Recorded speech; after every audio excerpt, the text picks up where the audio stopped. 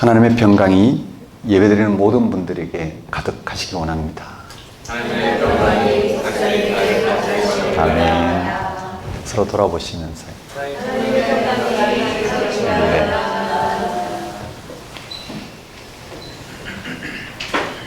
오늘은 사순절 첫 번째 주일입니다. 사순절은 하나님의 영광이 예수님의 고난과 십자가로 나타났다는 사실을 더 진지하게 생각하고 우리가 거기에 동참하는 절기입니다. 예수님의 고난과 십자가에 나타난 하나님의 영광은 세상의 화려한 것과 비교해서 초라해 보일 수 있습니다. 겉으로는 초라해 보이겠지만 그것이 바로 하나님의 구원 행위였으며 그것이야말로 하나님의 영광이란 사실을 알아야 합니다. 이것이 우리에게 종교적인 자기 합리화로서가 아니라 삶의 확실성으로 받아들여질 수 있을까요? 네, 당연히 그럴 수 있습니다. 세상의 영광은 우리에게 참된 만족을 줄 수 없기 때문입니다. 그것은 오히려 우리를 초라하게 만듭니다.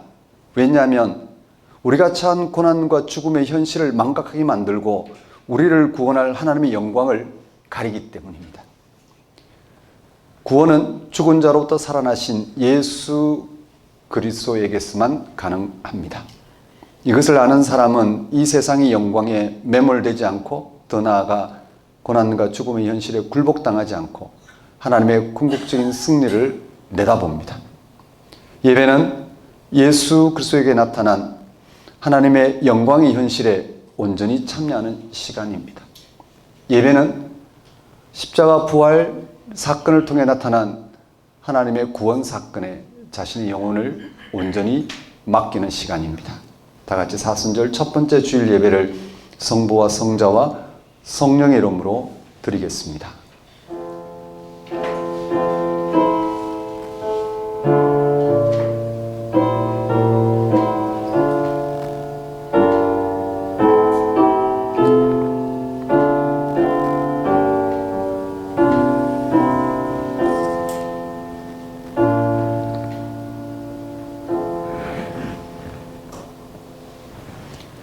그러므로 우리가 믿음으로 의롭다 하심을 받았으니 우리 주 예수 그리스도를 말미암아 하나님과 화평을 누리자. 또한 그로 말미암아 우리가 믿음으로써 있는 이 은혜에 들어감을 얻었으며 하나님의 영광을 바라고 즐거워하느니라. 다만 이뿐 아니라 우리가 환난 중에도 즐거워하나니 이는 환난은 인내를, 인내는 연단을, 연단은 소망을 이루는 줄 알미로다. 소망이 우리를 부끄럽게 하지 아니함은 우리에게 주신 성령으로 말미암아 하나님의 사랑이 우리 마음에 부음받음이니 우리가 아직 연약할 때에 기약대로 그리스도께서 경건하지 않은 자를 위하여 죽으셨도다. 우리가 아직 죄인 되었을 때 그리스도께서 우리를 위하여 죽으심으로 하나님께서 우리에 대한 자기의 사랑을 확정하셨느니라. 그러면 이제 우리가 그의 피로 말미암아 의롭다 하심을 받았으니 더욱 그로 말미암아 진노하심에서 구원을 받을 것이니 곧 우리가 원수 되었을 때 그의 아들의 죽으심으로 말미암아 하나님과 화목하게 되었은즉 화목하게 된 자로서는 더욱 그의 삶이나 그의 살아나심으로 말미암아 구원을 받을 것입니다. 그뿐 아니라 이제 우리로 화목하게 하신 우리 주 예수 그리스도를 말미암아 하나님 안에서 또한 즐거워하느니라. 영광을 받으시기 합당하신 하나님, 모든 인류를 향한 하나님의 구원의 신비인 예수 그리스도에게 나타난 하나님의 의, 믿음으로 말미암는 하나님의 의를 허락하신 하나님 아버지를 이 시간 찬양합니다. 예수님의 죽으심과 다시 살아나심을 통하여 죄와 죽음의 삶이 극복되고 의와 생명의 삶에 일치하여 살아가게 하신 하나님 아버지의 크신 은혜를 이 시간 고백합니다. 예수님의 부활 생명에서 온전히 드러난 의와 생명의 현실인 하나님의 영광이 온전히 나타날 때를 기다리며 소망하는 것이 모든 고난 가운데서도 참 즐거움을 알게 하신 하나님 아버지를 이 시간 경배합니다. 하나님 아버지, 예수님과 연합하여 예수님 안에서 드러난 하나님의 은혜를 헤아리고 그 은혜를 삶의 토대로 삼게 하소서. 한 주간 예수님 안에서 새롭게 시작한 삶을 알아보고 거기에 삶의 토대를 둔 성숙한 삶을 살게 하소서. 무엇보다 그런 삶이 완성될 순간을 기다리는 거룩한 소망으로 세상을 향한 고유한 소명을 감당하는 삶을 살게 하소서. 예수님의 이름으로 기도드립니다. 다 같이 경배의 찬송 16장 찬양 드리겠습니다.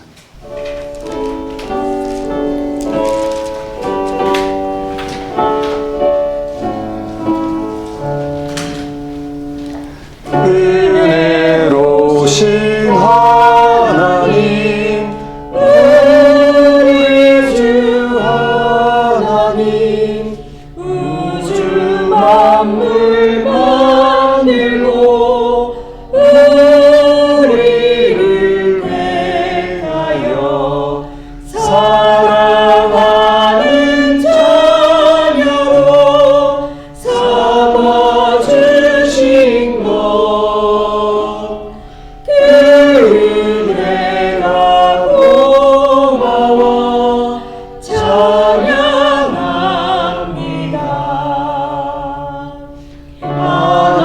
하나님의 독생자 우리 주 예수님, 우리들의 모든 죄 다 씻기 위하여 이 세상에 오셔서 십자가 지신 그 큰 사랑, 그 은혜 찬양합니다. 약속대로 임하신 보혜사 성령이 충만하게 하시어 기쁨을 주시고 구원받은 확신을 주신 사랑이 감사하며 찬송을 드리옵니다.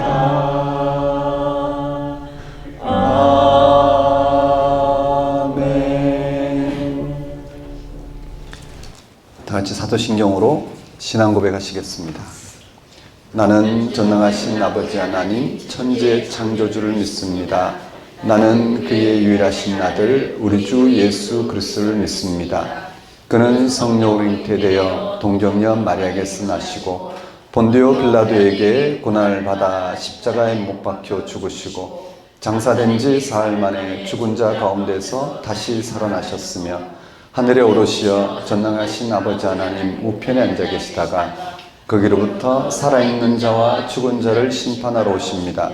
나는 성령을 믿으며 거룩한 공교회와 성도의 교제와 죄를 용서받는 것과 몸의 부활과 영생을 믿습니다. 아멘. 이 시간은 참회의 시간입니다.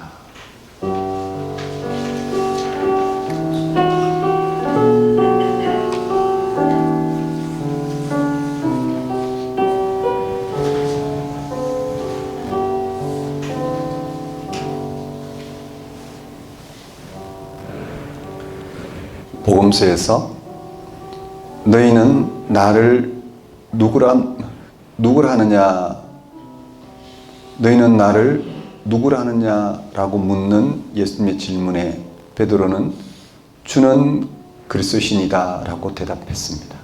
그렇습니다. 예수님은 그리스도입니다.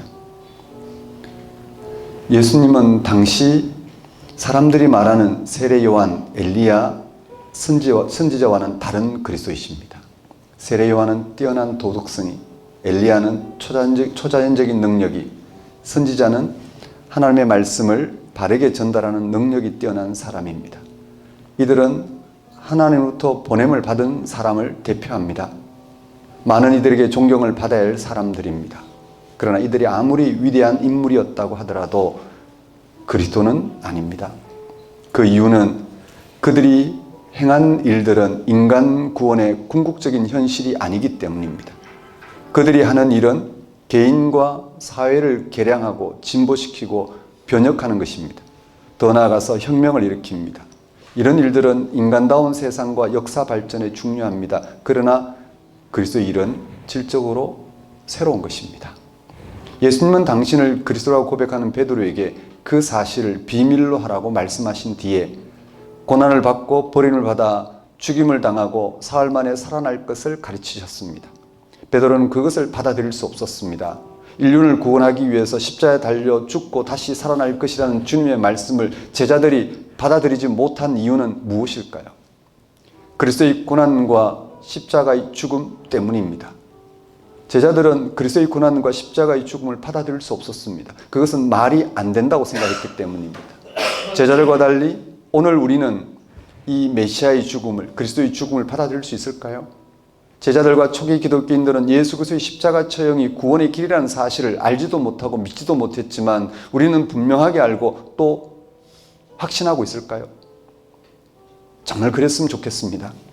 교리적으로는 그렇게 따르고 있을 것입니다. 기도할 때마다 예수님의 십자가를 믿는다고 말할 것입니다. 그러나 실제적인 삶에서는 우리도 역시 제자들과 똑같이 예수님의 고난과 십자가를 뜯어 말리는 방식으로 살아갑니다. 오늘 우리가 고난을 얼마나 두려워하는지 돌아보십시오. 고난이라고 말할 것도 없습니다. 경제적으로 약간 불편한 것 자체, 사회적으로 관계가 좀 허물어진 것 자체 용납하지 않습니다. 오늘 기독교인들에게 십자가의 신앙은 실종되었습니다. 십자가는 허물로만 남았고 실제로는 바알 신앙인 경제 만능주의에 사로잡혔습니다. 십자가의 능력으로 이 세상에서 승리하겠다고 큰 소리칩니다. 그렇게 사는 게 행복할 수 있다면 그렇게 살아도 될 것입니다. 그러나 결국 그게 아니라는 사실을 마주하게 될 것입니다. 성경이 왜 풍요의 신인 바알을 숭배하지 말라는 명령을 내렸는지 알고 계십니까? 사람이 거기서 구원을 받을 수 없기 때문입니다. 바알 신앙은 소유로 생명을 확인하는 삶의 방식입니다.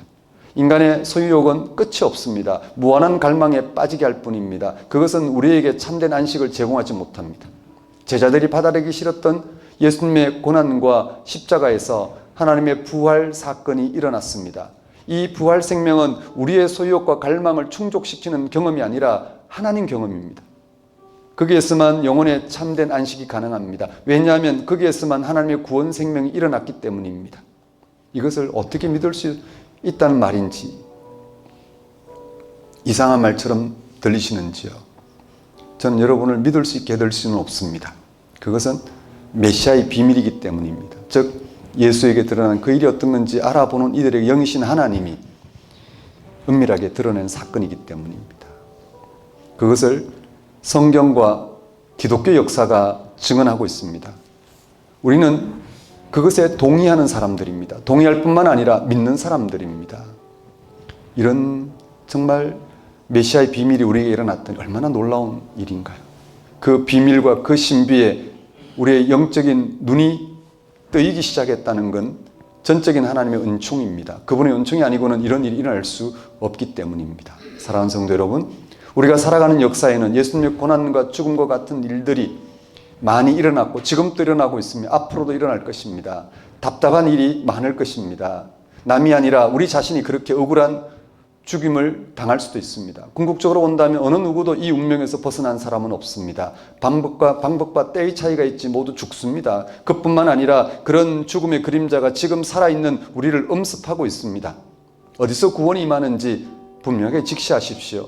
세례요한과 엘리야와 선자들을 통해서 오는 게 아닙니다. 죽은 자로부터 살아계신 예수 그리스도를 통해서 옵니다. 이것을 아는 사람은 이 세상에 죽음과 죽음의 그림자에 굴복당하지 않습니다. 한 주간의 삶을 돌아보십시오. 무엇 때문에 일희일비하셨는지요? 여러분을 답답하게 하고 신나게 한 게 무엇이었는지요? 여러분의 마음을 어디다 걸어두고 사셨는지. 분명한 것은 세상은 우리가 원하는 대로 흘러가지 않을 것입니다. 또 우리가 원하는 대로 흘러간다 하더라도 우리의 삶은 그렇게 달라지지 않을 것입니다. 그리스도 안에서 살아계신 하나님 우리와 함께 하신다는 사실, 그 함께 하시는 하나님에 의해서 우리의 삶이 모두가 원할 만한 그런 생명 충만한 삶이 펼쳐진다는 것. 거기에서는 원수도 없습니다. 원수까지도 사랑할 수 있는 능력이 주어집니다. 거기서는 죄도 없습니다. 무한히 죄 용서를 통해 더 이상 죄에 머물 수 없을 만큼 강력한 하나님의 은혜가 펼쳐지기 때문입니다.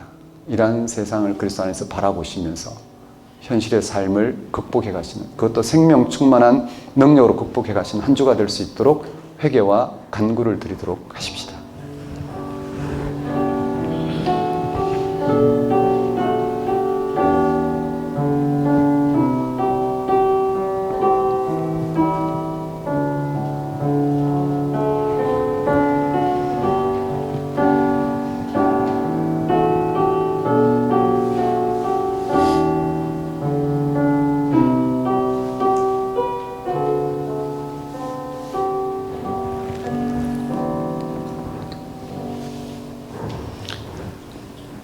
하나님 아버지, 우리가 마주하고 있는 세상 가운데에서 일희일비하는 삶을 넘어서게 하소서.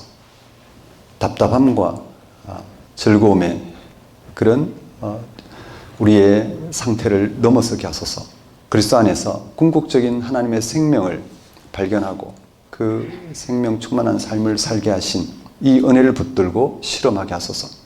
이 한 주간 또 그리스도를 통한 영이신 하나님이 부어주시는 무한한 생명 충만함을 알아보고 모두가 그 생명 충만함에 참여할 수 있도록 부르셨다는 사실, 그것을 붙들고 실험하는 것이 우리의 참된 유익임을, 그것이 우리의 모든 삶을 채워가는 빛과 같은 삶임을 주님 깨닫고 그 가운데 거할 수 있도록 역사해 주옵소서. 예수님 이름으로 기도드립니다. 다 같이 영광송 3장 찬양 듣겠습니다.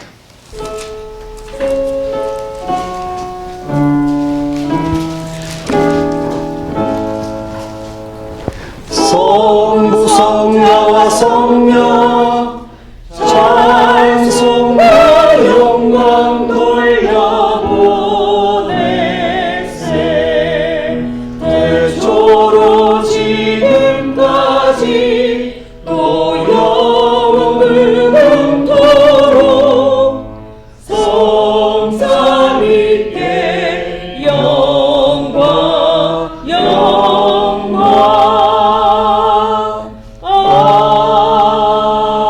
아멘. 이 시간은 봉헌 시간입니다. 봉헌 찬송 76장 찬양 드리면서 준비한 예물 하나님께 봉헌하도록 하겠습니다.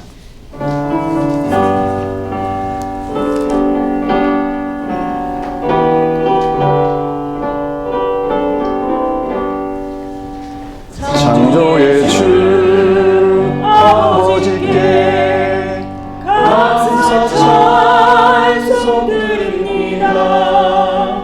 부름받은 자녀들이 주의 전에 함께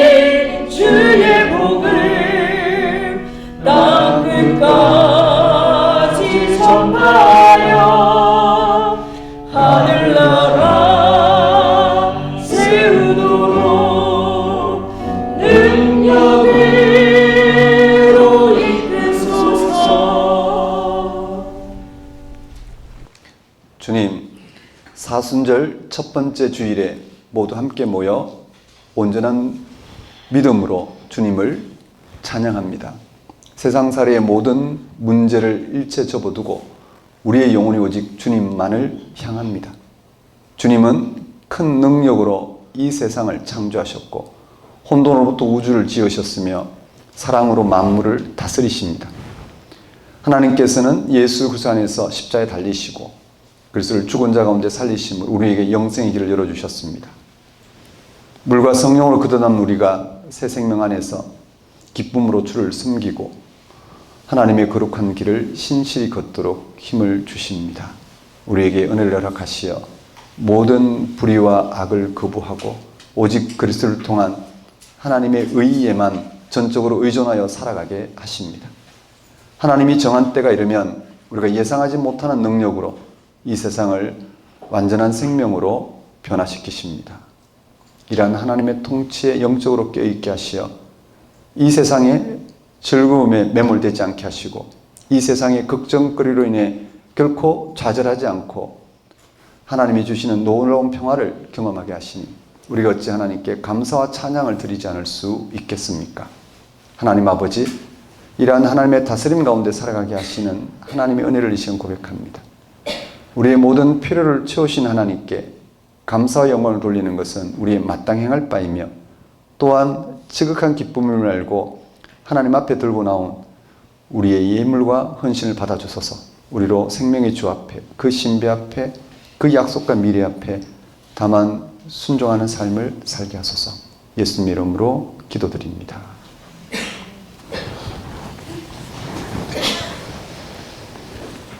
교회 소식을 전하겠습니다. 작은 교회 여러분 안녕하십니까? 현재 우리는 작은 교회로 살아가고 있습니다. 작은 교회는 그야말로 예수님의 십자가 사건과 부활 사건을 통해 드러난 하나님 나라에 일치하여 살아가고자 하는 신앙인들을 가리킵니다. 작은 자가 아니고는, 즉 자기를 철저히 낮추는 자가 아니고는 하나님 나라를 알아볼 수도 없고 또 마주할 수도 없고 하나님 나라를 도무지 신뢰할 수가 없기 때문입니다. 여러분에게 살아계신 하나님이 그리스도 안에서 우리를 함께 하셔서 하나님이 창세 때부터 우리에게 약속하신 그 하나님의 구원 생명을 덧입는 그런 신앙인으로 살아가시는 한 주가 되셨으면 좋겠습니다. 2025년 현재 작은 교회 소개와 사역입니다. 지금까지 진행하고 있던 성경 공부는 3월부로 끝납니다. 4월 둘째 주, 그러니까 4월 13일 주일부터 새롭게 성경 공부가 시작합니다. 그 성경 과목은 제가 맡고 있는, 윤원태 목사가 맡고 있는 성경은 시편, 요한복음, 고린도전서입니다. 주부를 참고하시면 될 것 같고요. 또 문현진 목사가 맡고 있는 성경 공부는 사무엘서, 또 마가복음, 1:1 맞춤식 성경 공부입니다. 그 다음 우리 박종진 목사가 맡을 성경은 창세기입니다. 창세기에 관심이 있는 분들이 많죠. 그래서 토요일 저녁 8시에서 10시에 성경 공부가 진행됩니다. 여러분에게 신구약 성경의 첫 번째 책으로서의 창세기 권위를 잘 드러내기 위해서 준비하고 있습니다. 우리의 신앙이 어떻게 발생했는지, 하나님이 아브라함을 부르시고 이스라엘 민족을 부르시고 예수 그리스도를 보내셔서 우리 기독교인들을 부르신 그런 하나님이 약속하신 구원이 어떤 차원인지를 깊이 있게 좀 들여다볼 수 있는 시간이 되지 않을까 생각합니다. 우리 신청 받을 때 각자 생각하신 성경 공부에 신청해 주시면 될 것 같습니다. 작은 교회 예배 안내입니다. 일부 주일 예배, 지금 드리고 있는 주일 오전 10시 예배이고 2부 주일 예배는 작은 교회와 함께하는 다음 세대 예배, 주일 정오 12시입니다. 신앙 탐구 과정 때 진행이 됩니다. 3월 5주간 예배 안내인데 오늘 두 번째 주로서 서초구 TMD 교육그룹 지하 1층에서 드리고 있습니다. 다음 주는 셋째 주입니다. 노원구 근영백화점에서 드립니다. 자, 그러면 오늘 우리에게 주신 하나님 말씀 보겠습니다.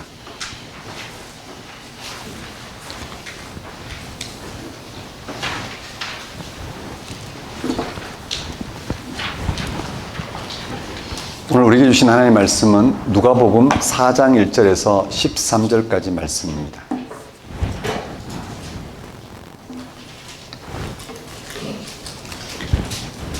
누가복음 4장 1절에서 14절까지 말씀 제가 받들어 봉독하겠습니다. 예수께서 성령의 충만함을 입어 요단강에서 돌아오사 광야에서 40일 동안 성령에 이끌리시며 마귀에게 시험을 받으시더라. 이 모든 날에 아무것도 잡수시지 아니하시니 날수가 다함에 줄이신지라. 마귀가 이르되 네가 만일 하나님의 아들이여든 이 돌들에게 명하여 떡이 되게 하라. 예수께서 대답하시되 기록된 바 사람이 떡으로만 살 것이 아니라 하였느니라. 마귀가 또 예수를 이끌고 올라가서 순식간에 천하만국을 보이며 이르되 이 모든 권위와 그 영광을 내가 네게 주리라. 이것은 내가 넘겨준 것이므로 내가 원하는 자에게 내게 넘겨준 것이므로 내가 원하는 자에게 주노라. 그러므로 네가 만일 내게 절하면 다 네 것이 되리라.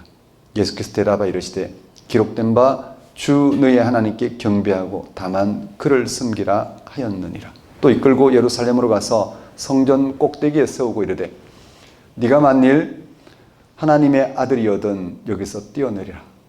기록되었으되 하나님이 너를 위하여 그 사자들을 명하사 너를 지키게 하시리라 하였고 또한 그들이 손으로 너를 받들어 네 발이 돌에 부딪히지 않게 하시리라 하였느니라. 예수께서 대답하여 이르시되 주 너의 하나님을 시험하지 말라 하였느니라. 마귀가 모든 시험을 다한 후에 얼마 동안 떠나니라.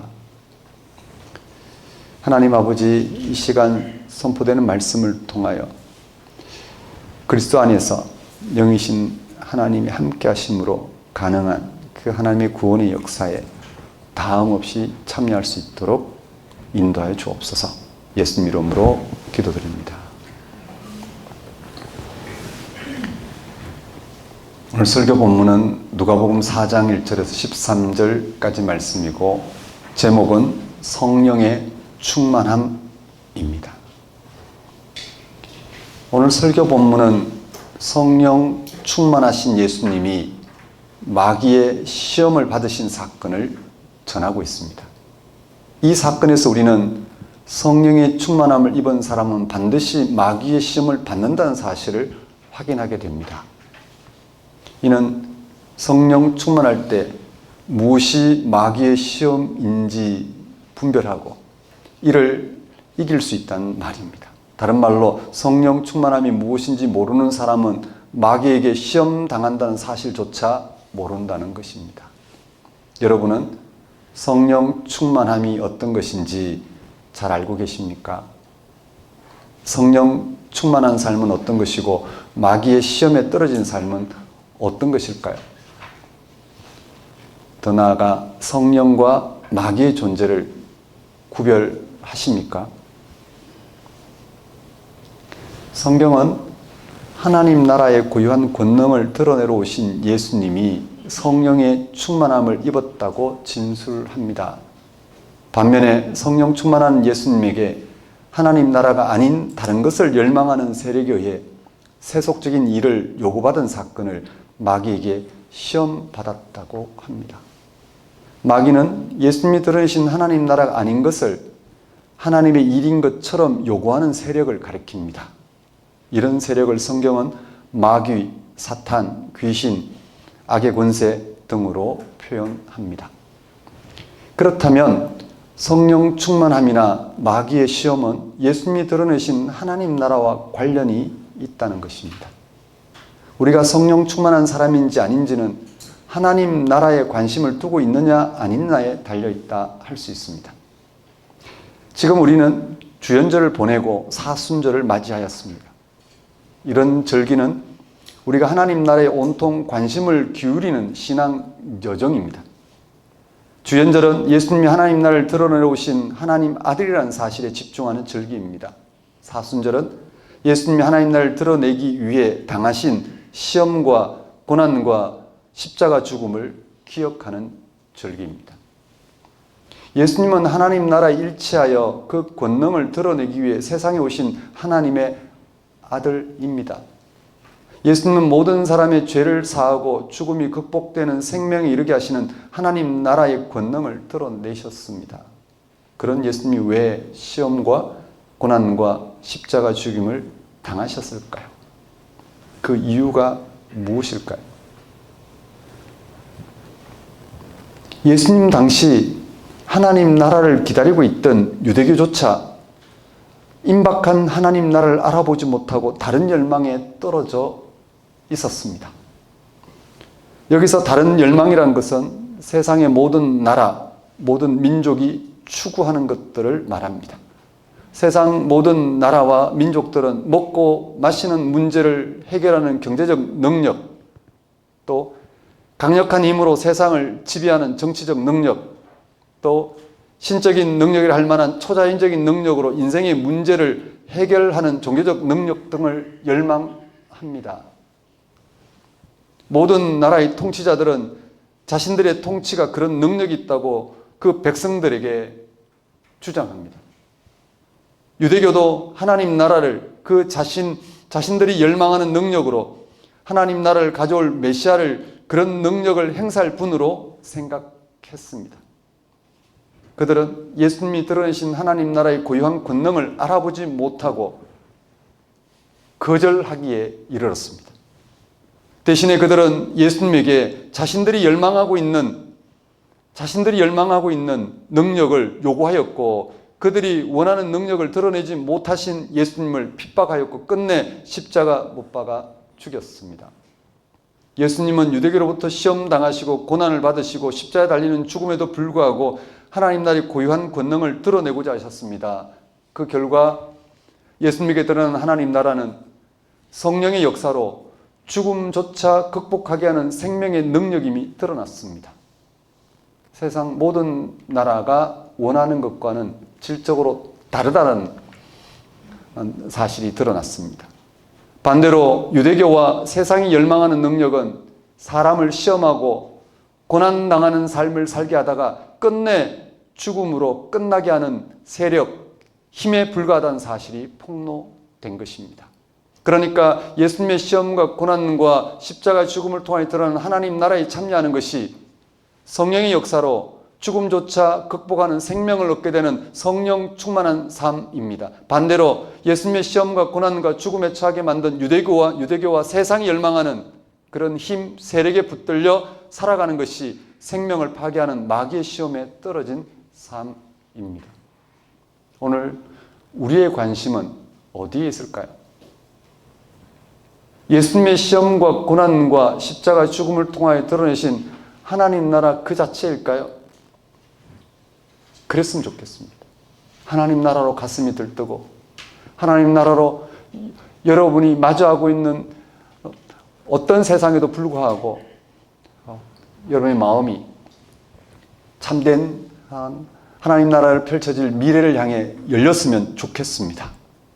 우리가 실질적으로 하나님 나라에 관심을 두고 있는지, 그래서 성령 충만한 삶을 살고 있는지 아닌지 오늘 본문을 통해 확인하는 시간이 되시기를 바랍니다. 본문은 다음과 같이 시작합니다. 4장 1절에서 2절 전반절 말씀을 보십시오. 예수께서 성령의 충만함을 입어 요단강에서 돌아오사 광야에서 40일 동안 성령에 이끌리시며 마귀에게 시험을 받으시더라. 예수님은 광야에서 마귀에게 시험을 받으셨습니다. 예수님이 시험을 받으신 사건은 예수님이 세례를 받으신 직후 그리고 공적으로 활동하기 직전에 일어난 것입니다. 예수님은 시험 받으시기 직전에 세례를 받으셨죠. 누가복음은 예수님이 받으신 세례를 통하여 예수님에게 하나님 나라가 생생한 현실로 드러나고 있다는 사실을 전했습니다. 그리고 예수님은 시험을 받으신 직후 나사렛 회당에서 설교하셨습니다. 예수님의 공적 활동이 시작된 것입니다. 거기서 예수님은 자신에게 현존하고 있는 새로운 현실로 드러나고 있는 하나님 나라에 대해 선포하였습니다. 세상이 바라는 차원을 넘어 하나님만이 해결할 수 있는 그런 능력으로서 하나님 나라를 나타냈습니다.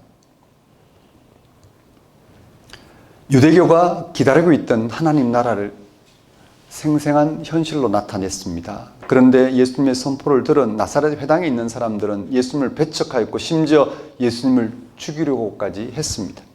예수님이 시험 받으신 사건은 왜 유대교가 하나님 나라를 드러내신 예수님을 배척하였는지, 예수님이 전하고자 한 하나님 나라를 왜 그들이 거절하였는지를 엿보게 합니다.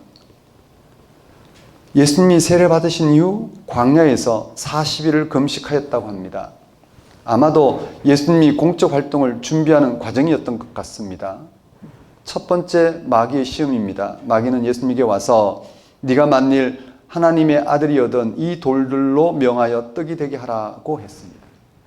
당시 40일 동안 아무것도 먹지 않은 예수님에게 가장 절실한 것은 아마 먹을거리였을 것입니다. 마귀는 예수님이 하나님 나라의 생생한 현실을 드러내오신 예수님이 하나님 나라의 생생한 현실로 드러내오신 하나님의 아들이라면 가장 절실한 배고픔을 먼저 해결해보라고 요구한 것입니다.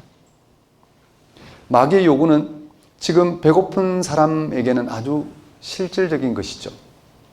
금강산도 19경이라는 말처럼 일단 배고픔이 해결되어야 다른 것을 생각해 볼 수 있지 않겠습니까? 그렇습니다. 먹을거리 문제는 인간 생존에서 참 중요합니다. 그걸 해결하지 못하면 아무것도 할 수 없습니다. 돌이 떡이 되게 하라는 마귀의 요구는 실제 세상에서 살아가는데 가장 시급한 것입니다. 예수님이 시험 받으신 직후 나사렛 회당에서 선포하신 가난한 자에게 복음이 전파되는 실질적인 길이기도 할 것입니다. 그런데 예수님은 마귀의 요구를 구약 신명기 8장 3절 말씀을 인용하여 거절하십니다. 오늘 본문은 4절에서 다음과 같이 전하고 있습니다. 예수께서 대답하시되 기록된 바 사람이 떡으로만 살 것이 아니라 하였느니라. 두 번째 마귀의 시험입니다. 마귀는 예수님을 이끌고 높은 곳으로 올라가서 천하만국을 보여줍니다. 그리고 천하만국을 차지하고 다스리는 권위와 영광을 주겠다고 하였습니다. 이러한 권위와 영광은 마귀에게 속한 것입니다. 단 조건이 있습니다. 예수님이 마귀에게 절하는 것입니다. 즉 그를 경배하는 것입니다. 당시 세상은 로마와 같은 제국이 지배했습니다. 유대인과 같은 약한 민족들은 그들의 억압 아래에서, 강대국의 억압 아래에서 고통을 겪었습니다. 예수님도 유대인으로 같은 운명이었습니다. 세상에서 억압당하는 편에서 보면 마귀의 요구는 절실한 것입니다. 그런데 만일 예수님이 천하 통일을 이루고 모든 사람을 억압에서 건져내어 자유롭게 살아가게 할 수만 있다면 이것보다 더 귀한 것은 없을 것입니다. 지금 또 모든 국가가 꿈꾸는 일들입니다. 자국민들을 보다 잘 살기 위해 좋은 제도를 마련하고 억눌리고 소외된 사람들이 없도록 정치를 합니다. 그런 정치를 할 것이라고 공공하게 주장하기도 합니다. 천하 만국의 권위와 영광을 주겠다는 마귀의 요구는 세상 사람들이 모두 생존을 보장받고 인간답게 살아가기 위해서는 필요한 것입니다. 예수님이 시험 받으신 직후 나사렛 회당에서 선포하신 포로된 자, 억눌린 자를 해방하는 실질적인 길이기도 합니다. 그런데 예수님은 마귀 요구를 구약의 신명기 6장 13절 말씀을 인용하여 단호히 거절하십니다. 8절입니다. 예수께서 대답하여 이르시되 기록된 바 주 너의 하나님께 경배하고 다만 그를 섬기라 하였느니라. 세 번째 마귀의 시험입니다. 마귀는 또 예수님을 이끌고 예루살렘 성전 꼭대기로 데려갔습니다. 거기서 마귀는 예수님에게 요구했습니다. 만일 예수님이 세상을 새롭게 할 하나님 나라를 드러내오신 하나님 아들이라면 성전 꼭대기에서 뛰어내리라고 했습니다. 마귀는 시편 91편 11절 말씀을 인용해서 하나님께서 천사들을 통하여 예수님을 안전하게 보호해 줄 것이라는 것입니다. 여기서 마귀도 성경을 인용했습니다. 마치 창세기 3장에서 뱀이 하와와 아담을 유혹할 때 하나님의 말씀을 인용한 것처럼 말입니다. 하나님을 신앙하는 사람들은 세상의 문제를 하나님의 능력으로 해결하고 싶어 합니다. 세상에는 안타까운 일들이 많이 일어납니다. 이런저런 장애나 불치병으로 생존의 유혹을 받는 사람들이 얼마나 많습니까? 인간의 능력으로는 해결될 수 없는 장애나 불치병, 생존의 유혹으로부터 하나님의 능력으로 해결하고 싶어 합니다. 아니, 그런 하나님의 능력을 경험하는 것이 신앙 믿음이라고 합니다. 그래서 많은 신앙인이 이러한 하나님의 능력에 매달려 왔습니다. 예수님에게 성전 꼭대기에서 뛰어내리면 하나님의 특별한 능력을 경험할 수 있다는 마귀의 요구는 지금 세상에서 인간적인 힘으로 해결할 수 없는 어려움을 겪고 있는 사람들에게 필요한 것입니다. 예수님이 시험을 받으신 직후 나사렛 회당에서 선포하신 눈먼 자에게 눈뜨게 하는 실질적인 능력입니다. 그런데 예수님은 마귀의 요구를 구약 신명기 6장 16절 말씀을 인용하여 또 단호히 거절하십니다. 12절입니다. 예수께서 대답하여 이르시되 주 너희 하나님을 시험하지 말라 하였느니라. 지금까지 살펴본 마귀의 세 가지 요구 또는 약속 또는 시험을 여러분은 어떻게 생각하십니까? 하나님이 모두가 먹고 남을 만큼 먹을 것을 풍성하게 하셔서 먹고 사는 문제가 해결된 세상이 오면 정말 얼마나 좋겠습니까? 하나님이 세상을 하나로 통일하셔서 모든 사람을 자유롭고 안전하게 살 수 있게 하시는 세상이 오면 얼마나 살만한 세상이겠습니까? 하나님이 자신을 신앙하는 모든 사람에게 기적을 베푸셔서 사람들이 인생의 모든 문제를 즉각 해결할 수 있는 세상이 온다면 얼마나 행복할까요? 그런데 성경은 그것을 마귀의 시험이라고 말합니다. 우리가 예수님을 믿으면 하나님의 능력으로 그러한 세상을 경험할 수 있어야 하지 않느냐고 생각하는 분들도 있습니다. 살기 좋은 세상, 행복한 세상, 좀 마음 편하게 살아볼 세상, 그런 세상을 우리가 경험해야 되지 않느냐라는 것입니다. 심지어 그런 능력을 얻는 게 바로 예수를 믿는 목적이라고 생각합니다. 성경은 그게 바로 마귀의 시험이라고 합니다. 왜냐하면 거기에는 우리가 간과하고 있는 그 무엇이 있기 때문입니다. 그렇다면 우리가 예수님을 믿는 목적이 무엇일까요? 우리가 예수님을 믿음으로 그에게서 경험하는 하나님 나라의 권능은 어떤 것일까요? 마귀의 시험이라고 한 그런 능력이 아니고는 우리가 어떻게 세상을 능력 있게 살아가겠습니까? 마귀의 시험이라고 한 그런 능력 말고 세상을 살아가게 하는, 세상을 참되게 살아가게 하는 다른 능력이 있다는 것일까요? 본문에서 마귀가 예수님에게 요구한 세 가지 항목을 하나로 묶으면 당신에게 하나님 나라가 생생한 현실로 드러나고 있다면 그 증거를 보이라는 요청입니다. 그 세 가지를 성취할 수 있다면 예수님에게 하나님 나라가 생생한 현실로 드러나고 있다는 사실을 인정받을 수 있다는 것입니다. 예수님이 돌들에게 명령을 내려서 떡이 되게 한다면 사람들은 예수님에게서 하나님의 능력이 나타나고 있다고 인정할 것입니다. 다른 요구도 마찬가지입니다. 예수님이 세상의 모든 권력을 손에 쥔다면, 그리고 예수님이 초능력으로 사람들의 모든 문제를 즉각 해결해 준다면 사람들은 당연히 예수님에게 하나님 나라가 임하고 있다는 사실을 믿고 그를 통하여 하나님 나라에 참여하고자 하는 삶을 적극적으로 살고자 할 것입니다. 두말할 필요가 없습니다. 이런 마귀의 요구는 초기 기독교인들이 처한 역사적 상황과도 연관됩니다. 그들은 예수님의 재림 지연과 유대교와 로마 박해 아래에서 상당한 어려움을 겪었습니다. 그들은 유대교의 영향과 세상과의 관계에서 또 각 사람이 겪을 수밖에 없는 힘든 운명 앞에서 살아계신 하나님에 의한 생생한 생명의 현실에 집중하기가 어려웠습니다. 그들은 자신이 당하고 있는 고통스러운 현실을 극복하기 위해 자연스럽게 마귀가 요구하는 방식으로 어떤 능력을 기대하게 되었습니다. 정말 세상이 그들이 원하는 방식으로 흘러가지 않는 현실 앞에 그들이 경험하고 있는 하나님 나라의 권능이 그들이 원하는 세상으로 좀 변화시켜줄 그런 능력을 기대했습니다. 말씀을 휘쳐보면 그런 능력은 마귀가 요구하는 능력에 불과한 것이었습니다. 예수님이 마귀에게 준 세 가지 대답을 한번 보십시오.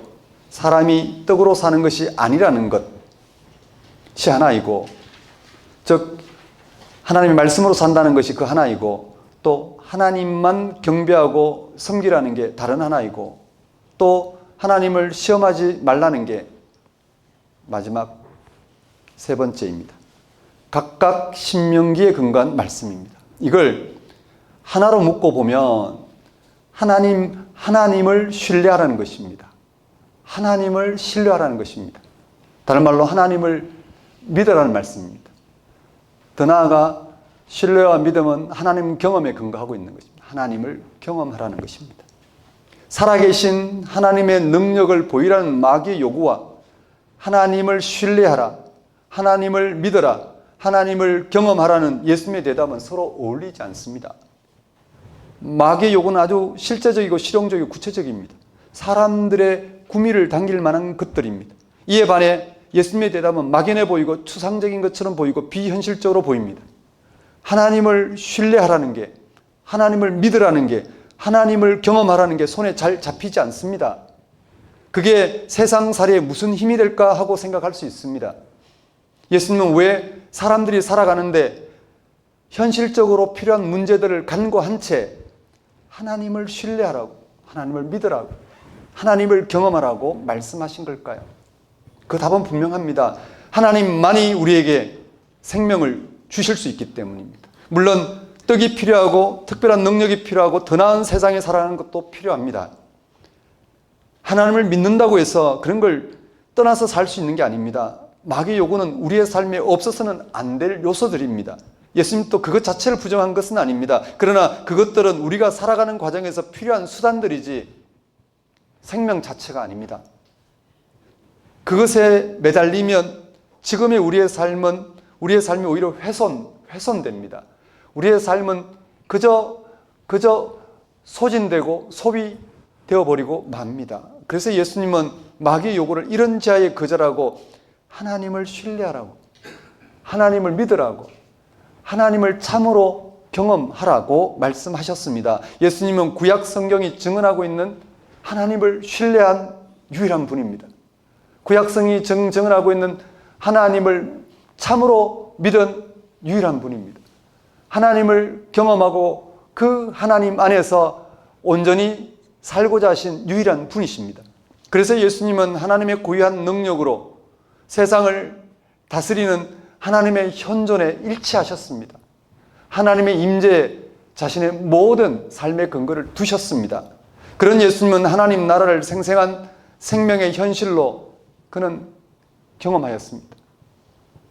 하나님 나라를 생생한 현실로, 하나님 나라를 생생한 생명의 현실로 경험하였습니다. 예수님이 생생한 현실로 경험하는 하나님 나라는 세상의 요구나 힘에 조금도 의존하지 않습니다. 세상의 모든 운명을 새롭게 하시는 살아계신 하나님의 고유한 능력입니다. 아무리 세상살이가 절절하다 하더라도 하나님 나라는 우리를 거기에 매이지 않게 할 만큼 세상의 운명에서 자유롭게 하시는 생명의 능력입니다.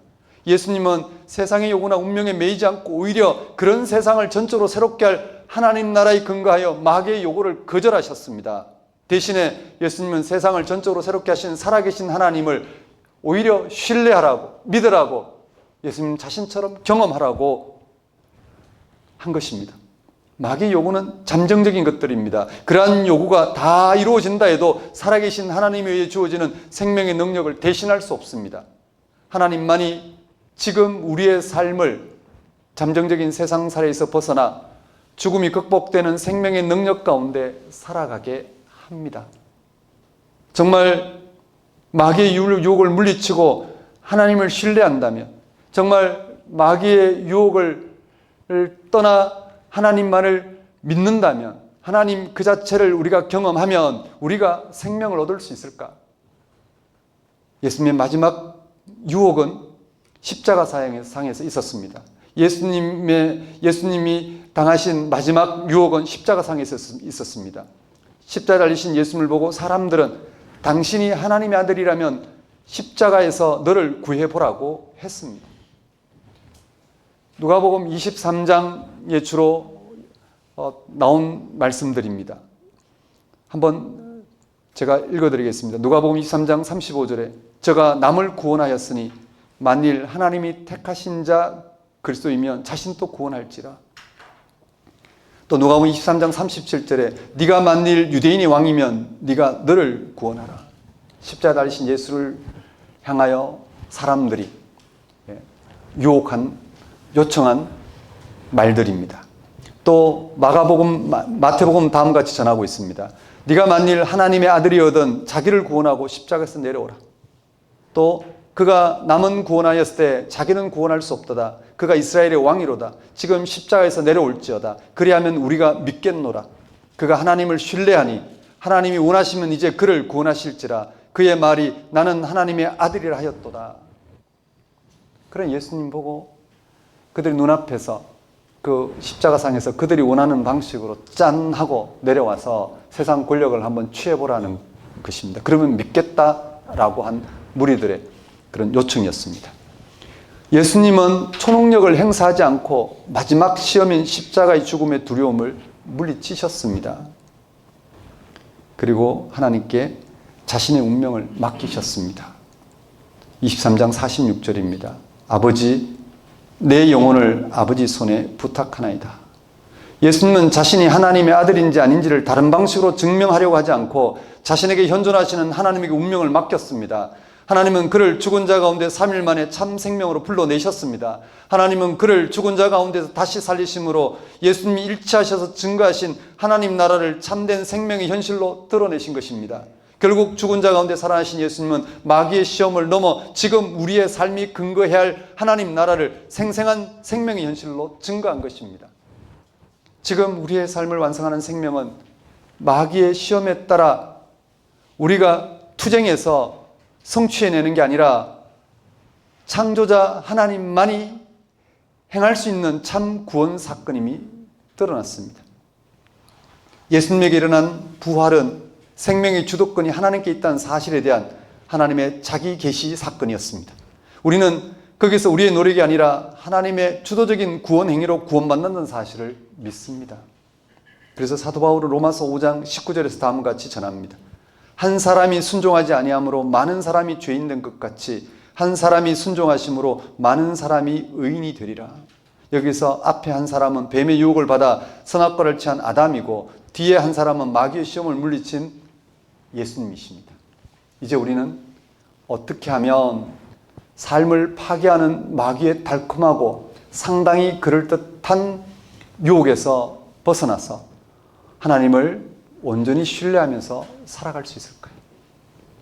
어떻게 하면 하나님을 바르게 믿을 수 있을까? 어떻게 하면 하나님을 실제로 경험할 수 있을까? 그게 과연 가능한 것일까요? 오늘 본문 1절을 보십시오. 예수께서 성령의 충만함을 입어 요단강에서 돌아오사 광야에서 40일 동안 성령에 이끌리시며, 누가복음은 성령을 해답으로 제시하고 있습니다. 그리고 누가복음 마지막 부활하신 예수님이 제자들에게 당부하신 말씀에서도 이를 확인할 수 있습니다. 누가복음 24장 49절입니다. 볼지어다 내가 내 아버지께서 약속하신 것을 너희에게 보내리니 너희는 위로부터 능력으로 입혀질 때까지 이 성에 머물라 하시니라. 예수님은 현존하는 하나님 나라에 일치하여 그 나라의 생명의 현실을 드러내셨습니다. 우리가 알아볼 만큼, 우리가 알아보고 일치할 만큼, 우리가 알아보고 일치함으로써 그것이 하나님 나라 경험인지 아닌지 확인할 만큼 분명한 모습으로 하나님 나라를 나타내셨습니다. 그런 예수님은 십자가 달려 죽기까지 마귀의 시험을 받으셨지만 하나님 나라가 생명의 능력으로 역사하시는 성령의 충만함을 입어 오직 성령의 인도하심을 받았습니다. 그 결과 마귀의 시험을 물리치시고 죽은 자 가운데 부활하심으로 하나님 나라를 생생한 생명의 현실로 세상에 나타내셨습니다. 이것이 바로 세상을 향한 하나님의 생명 사건이며 세상의 생명을 충만하게 할 성령의 사건입니다. 신구약 성경에서 성령은 하나님 나라를 생생한 생명의 현실로 경험하게 하는 생명의 능력입니다. 세상을 창조하시고 지금처럼 생명 활동을 하게 하시고 예수님을 부활에 이르게 하시고 그를 통하여 우리를 모든 잠정적인 삶에서 영원한 생명에 참여하게 하는 하나님 나라의 역사가 바로 성령 충만입니다. 예수님과 그에게 일어난 사건들 그리고 그의 운명에서 우리는 잠정적이고 죽음에 처한 우리의 운명을 새롭게 하시는 하나님 나라를 생명의 능력으로 경험합니다. 그것이 바로 성령 충만입니다. 그렇습니다. 예수님에게 하나님 나라가 생생한 현실로 임하고 있다는 사실에 집중하는 사람은 성령 충만에 이르게 됩니다. 즉 영이신 하나님에 의해 예수님이 일치하셨고 자신의 운명을 통해 드러내신 그 하나님 나라를 우리의 생명으로 우리의 죽음조차 새롭게 할 생명으로 경험하게 합니다. 그게 성령 충만함입니다. 그렇습니다. 예수님에게 하나님 나라가 생생한 현실로 임하고 있다는 사실에 집중한 사람은 성령 충만하게 됩니다. 그런 사람은 성령의 인도하심으로 마귀의 시험과 고난과 죽음의 두려움에서 벗어나 하나님을 신뢰하는 생명의 삶을 살게 됩니다. 하나님을 참으로 믿는, 하나님을 경험하는 생명의 삶을 살게 됩니다. 사랑하는 성도 여러분, 여러분은 지금 계속해서 자신이 무언가를 성취하도록 이 세상으로부터, 즉 마귀로부터 강요받고 있습니다. 여러분은 평생 그렇게 시달리면서 살게 될 것입니다. 여러분의 영혼을 예수님에게서 생생한 현실로 계시된 하나님 나라를 알아보고 그 나라를 구하는 삶에 맡겨보십시오. 그러면 여러분의 삶과 영혼이 하나님 나라를 생생한 생명의 현실로 경험하는 성령 충만에 이르게 될 것입니다. 마귀는 그런 여러분에게 그것으로는 부족하다고 말할 것입니다. 그것으로는 충분하지 않다고 말할 것입니다. 여러분의 자만심과 성취감을 교묘하게 자극할 것입니다. 네가 세상에 나서 그 정도는 해야 되지 않나? 너에게 맡겨진 역할이 그걸 감당하도록 주는 역할이지 않겠는가? 이렇게 달콤하게 자극할 것입니다. 그러나 여러분이 하나님 나라를 생명의 현실로 경험하는 성령 충만함에 이르게 되면 그런 유혹의 한계를 금방 알아차리게 될 것입니다. 마귀가 자극하는 것들은 여러분의 운명을 조금 더 감당할 수 없는 무능력한 것일 뿐만 아니라 남은 여러분의 삶을 또 다른 사람 삶까지 묶어서 낭비하고 훼손한다는 사실을 알아볼 것입니다. 여러분의 운명을 책임지는 분은 우리를 창조하신 하나님 한 분뿐이십니다. 창조주 하나님이 여러분의 운명을 책임지시기 위해 예수님을 통하여 하나님 나라를 생생한 현실로 드러내셨습니다. 그리고 거기에 참여하는 여러분들에게 성령의 역사로 하나님 나라에서만 가능한 생명을 덧입는 성령 충만, 성령으로 충만하게 하실 것입니다. 그것이 우리가 예수를 믿는 이유입니다. 이 한 주간 또 예수님에게만 하나님 나라에 참여함으로 마귀의 시험을 물리치고 성령 충만한 삶을 살아가시기를 간구합니다. 이 한 주간 또 예수님에게만 성령 충만함이 무엇인지 그것을 훼손하고 있는 마귀의 시험이 무엇인지를 알아보시면서 성령 충만함으로 마귀의 시험을 물리치는, 그래서 여러분과 관계된 이들의 영혼을 그리스도를 통해서 구원받고 또 구원받은 자가 누릴 만한 성령 충만함을 누리며 살아가시는 한 주가 되셨으면 좋겠습니다. 기도하겠습니다. 하나님 아버지, 이 한 주간 또 그리스도를 통해서 무엇이 우리의 생명을 충만하게 하는 길인지, 무엇이 우리의 생명을 훼손하고 끊임없이 탐욕스럽게 하는 길인지 알아보게 하셔서 정말 우리의 영혼을 충만하게 하는 그 길에서 영혼의 충만함을 누리며 살아갈 수 있도록 인도하여 주옵소서.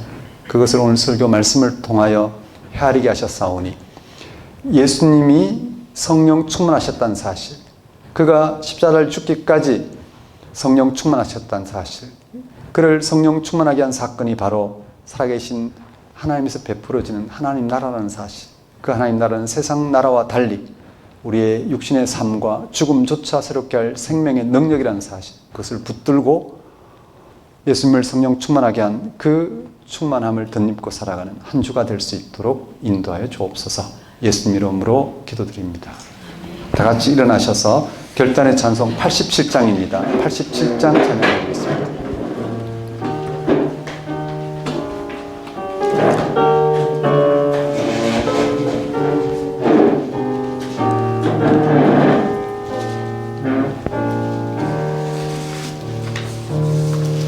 내 주님 입으신 그 옷은 참 아름다워라.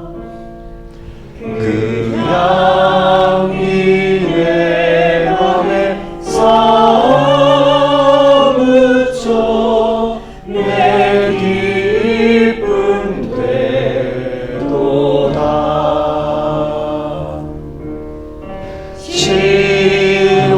시온성보다 더 찬란한 저 천성 떠나서 이 세상 오신 예수님 참 내 구세주.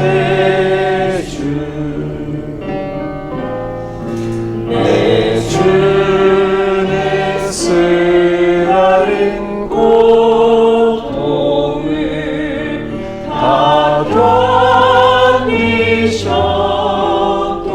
견디셨도다. 그 지신 십자가 대할 때 나 눈물 흘리네. 시온성보다 더 찬란한 저 천성 떠나서 이 세상 오신 예수님 참 내 구세주. 내 주님 입으신 귀한 옷 나 만져보았네. 내 발이 죄악에 빠질 때 주 나를 붙드네.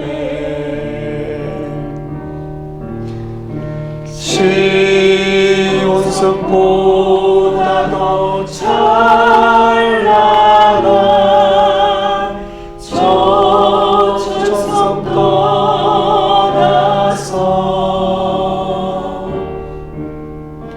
이 세상 오신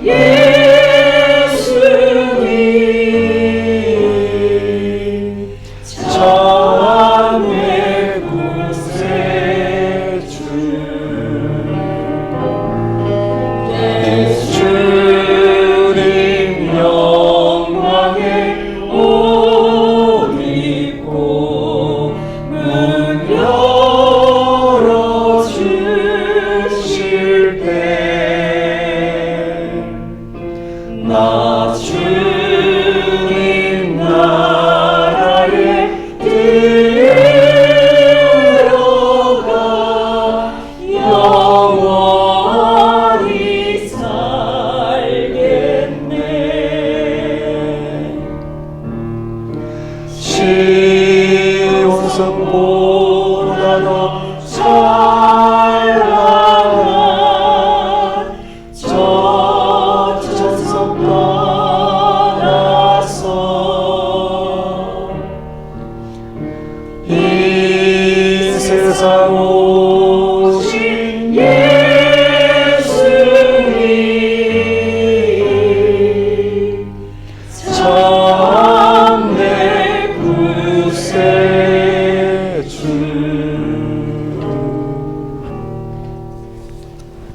기도하겠습니다.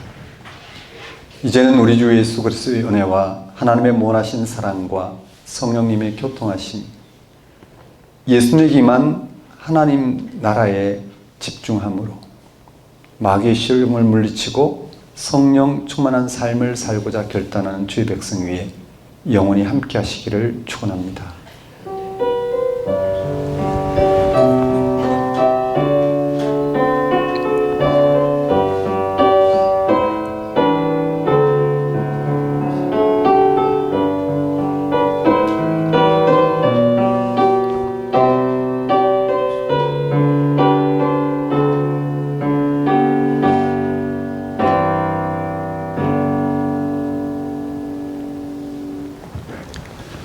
예배를 마치겠습니다.